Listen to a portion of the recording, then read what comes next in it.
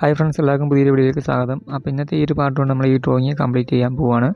അപ്പോൾ കഴിഞ്ഞൊരു പാർട്ടിൽ ഞാൻ ഈ ഡ്രോയിങ് കംപ്ലീറ്റ് ചെയ്യാൻ നോക്കിയതാണ്. പക്ഷേ പിന്നെ നമുക്ക് ഒരുപാട് വരയ്ക്കാനുണ്ടായിരുന്നു. അതുകൊണ്ടാണ് അപ്പം പിന്നെയും വീഡിയോ ലെങ്തി ആയി പോകത്തില്ല. അപ്പം നിങ്ങൾക്ക് കണ്ടിരിക്കുമ്പോൾ നിങ്ങൾക്ക് ബോറാൻ സാധ്യതയുണ്ട്. അതുകൊണ്ടാണ് ഞാൻ ആ ഒരു പാർട്ട് അവിടെ കൊണ്ട് നിർത്തിയത്.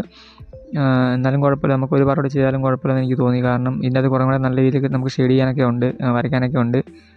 ഡ്രസ്സിൻ്റെ കാര്യമാണെങ്കിൽ പോലും നമുക്ക് ആ ഒരു കാര്യങ്ങളൊക്കെ നല്ല രീതിയിൽ ഷെയ്ഡ് ചെയ്യാനുണ്ട്. അപ്പോൾ സമയമെടുക്കും. അതുകൊണ്ടാണ് ഞാൻ ആ ഒരു പാട്ട് അവിടെ കൊണ്ട് സ്റ്റോപ്പ് ചെയ്തത്.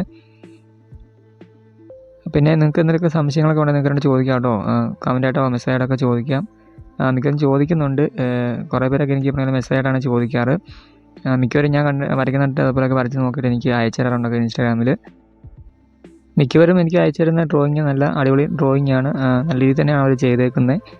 എൻ്റെ അത് മിസ്റ്റേക്ക് പറയാനൊന്നുമില്ല. പിന്നെ അവരിങ്ങോട്ട് ചോദിക്കുന്നുണ്ട് ഓരോ കാര്യങ്ങളൊക്കെ. അപ്പോൾ ഞാനൊക്കെ ഇന്നോലെ ചെയ്താൽ മതി എന്നൊക്കെ പറഞ്ഞു കൊടുക്കാറുണ്ട്. അതായത് ഷെയ്ഡിങ്ങിലൊക്കെ കുറച്ച് ഇമ്പ്രൂവ് വരാനുണ്ട്, അല്ലെങ്കിൽ നിങ്ങൾ കുറച്ചുകൂടെ പ്രാക്ടീസ് ചെയ്താൽ മതി എന്നൊക്കെ ഞാൻ പറയാറുണ്ട്. അപ്പം ഒരുപാട് സന്തോഷം തോന്നാറുണ്ട്. കാരണം നമ്മൾ ചെയ്യുന്നൊരു വീഡിയോ മറ്റുള്ളവർക്ക് യൂസ് ആവുന്നു എന്നറിയുന്നത് നമുക്ക് കൂടുതലും ആ ഒരു കാര്യത്തിൽ സന്തോഷം തോന്നാറ്. ഇപ്പോൾ ഞാൻ യൂസ് ചെയ്യുന്ന ആർട്ട്ലൈൻ്റെ 10B പെൻസിലാണ്. കാരണം അവിടേക്ക് നല്ല ഡാർക്ക്നെസ് വേണ്ട ഭാഗമാണ് കേട്ടോ. അപ്പോൾ അതുകൊണ്ട് തന്നെ നമ്മൾ ആ ഒരു പെൻസിലൊക്കെ യൂസ് ചെയ്യുന്നത്. അപ്പോൾ നിങ്ങളുടെ കയ്യിലുള്ള ഡാർക്ക്നെസ് കൂടി പെൻസിൽ യൂസ് ചെയ്യുക.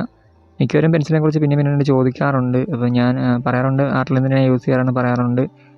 അപ്പോൾ നമ്മളെ വീഡിയോ കാണുന്നവർക്കൊക്കെ മനസ്സിലാവും ഞാൻ ഏത് പെൻസിലാണ് യൂസ് ചെയ്യുന്ന കാര്യങ്ങളൊക്കെ മനസ്സിലാവുന്നുണ്ടായിരിക്കും. അപ്പോൾ നിങ്ങൾക്കിത് വാങ്ങി നോക്കാവുന്നതാണ്. ഞാൻ മിക്ക വിളിക്കാനും പറയുന്നുണ്ട്. നല്ല പെൻസിലാണ്, കുഴപ്പമൊന്നുമില്ല.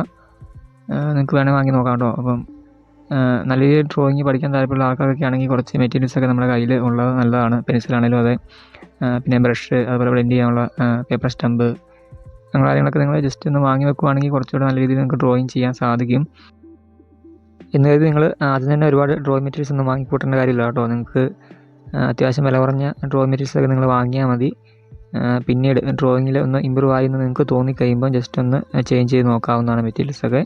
അപ്പോൾ ഞാനാണ് ഇപ്പോൾ ഈ ഒരു പെൻസിൽ യൂസ് ചെയ്യാൻ തുടങ്ങിയിട്ട് ഒരുപാടൊന്നും ആയിട്ടില്ല. ഞാൻ അതിന് മുമ്പ് യൂസ് ചെയ്തുകൊണ്ടിരുന്ന പെൻസിൽ ഞാൻ പറഞ്ഞിട്ടുണ്ട്, ഓരോ പിടിക്കുന്ന പറയുന്ന കാര്യം തന്നെയാണ്.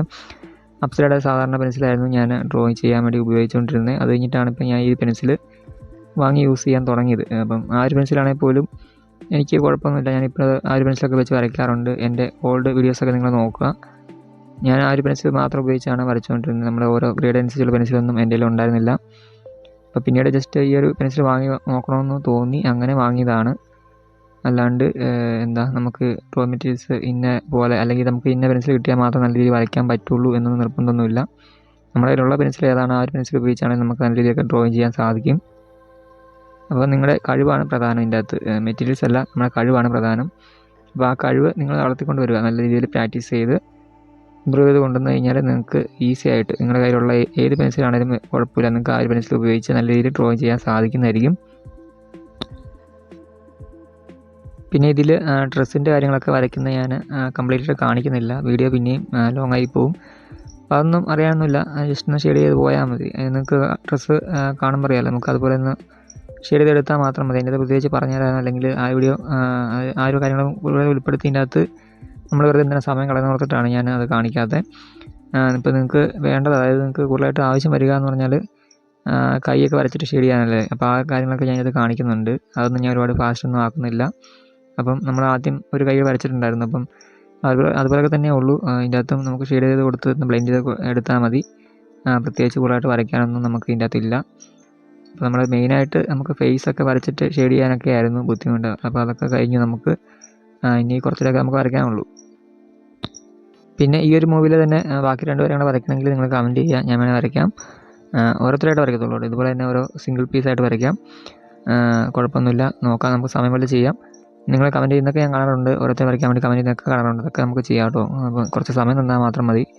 കാരണം നമുക്ക് വീഡിയോ എടുത്ത്, അതായത് നമുക്ക് വരച്ച് പിന്നെ വീഡിയോ ഒക്കെ എടുത്ത് അപ്ലോഡ് ചെയ്യാനുള്ള സമയം വേണ്ടേ. അപ്പോൾ ആ ഒരു സമയമൊക്കെ ഒന്ന് തന്നാൽ മതി, കുഴപ്പമൊന്നുമില്ല. നമുക്ക് ഓരോ ദിവസമൊക്കെ എഡിറ്റ് ചെയ്യാം.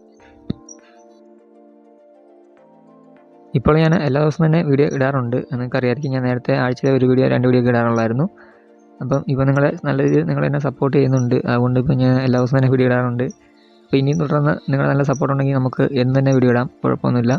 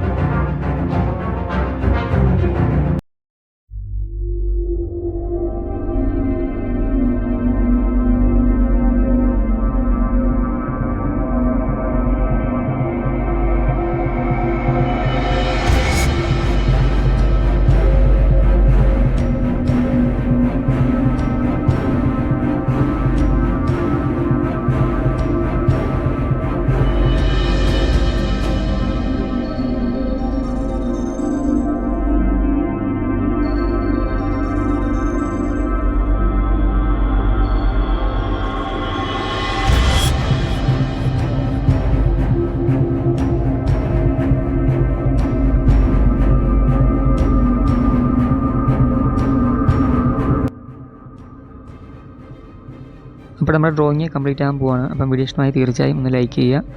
നമ്മുടെ ചാനൽ സബ്സ്ക്രൈബ് ചെയ്ത വീഡിയോ കാണുന്നത് ചാനൽ സബ്സ്ക്രൈബ് സപ്പോർട്ട് ചെയ്യുക കേട്ടോ. ഡ്രോയിങ് പഠിക്കാൻ താല്പര്യമുള്ള ആൾക്കാരൊക്കെയാണ് ചാനൽ സബ്സ്ക്രൈബ് വെച്ചേക്കുക.